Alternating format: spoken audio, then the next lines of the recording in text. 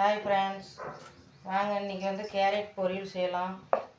பாருங்கள், கேரட்டு சீவி வச்சுருக்கேன்.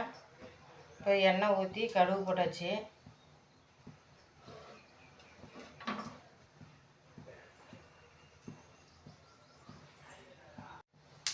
பாருங்கள், கடுகு பொரிஞ்சிருச்சு. பாருங்கள், வெங்காயம் போட்டுக்கலாம்.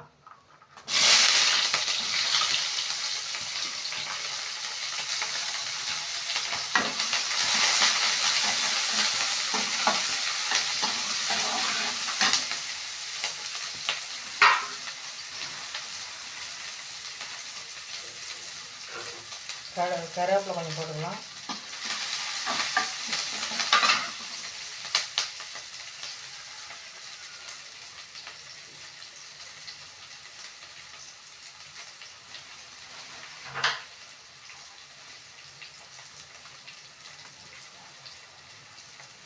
வந்து காஞ்ச மிளகா 2 போட்டுக்கலாம்.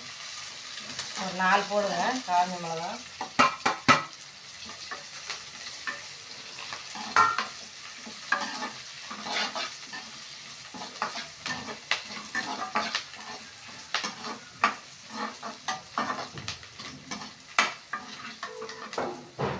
பாருங்கள், இந்த மாதிரி வணங்கணும்.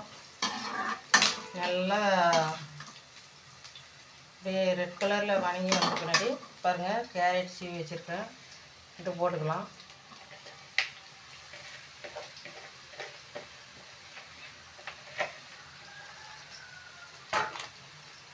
இப்போ வந்து நல்லா வணக்கி விடலாம்.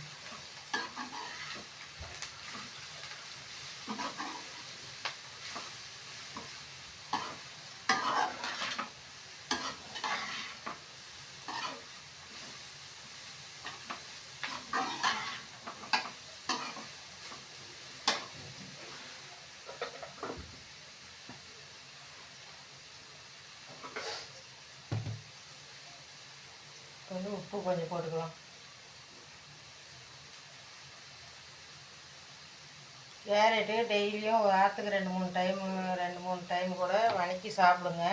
நல்லா கேரட்டு பொரியல், பீட்ரூட் பொரியல்லாம் வணக்கி சாப்பிடுங்க. கேரட்டும் பீட்ரூட்டும் நல்லா உடம்புக்கு சத்து, ரத்தம் ஊறும்.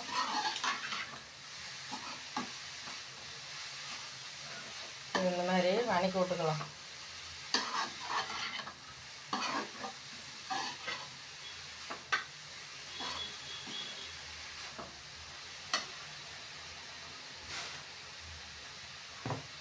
இது வந்து தேங்காய் திருவி போட்டுக்கலாம். தேங்காய் வந்து நான் போடுறதில்ல, வெறும் இது மட்டும் செய்ய போகிறேன்.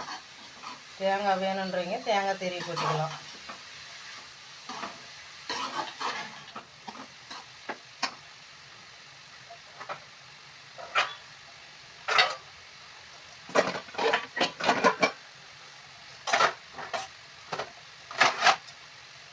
இப்போ வந்து இது சிம்மிலியே வச்சு தனியாக ஊற்றக்கூடாது. அப்படியே வச்சு அப்படியே மூடி விட்டுருணும். சிம்மிலியே வந்து அது வெந்துடும். சரி, அடுத்து வெந்த கேரட் பார்த்துக்கலாம். இப்போ வந்து கேரட்டு வெந்துருச்சான்னு பார்க்கலாம்.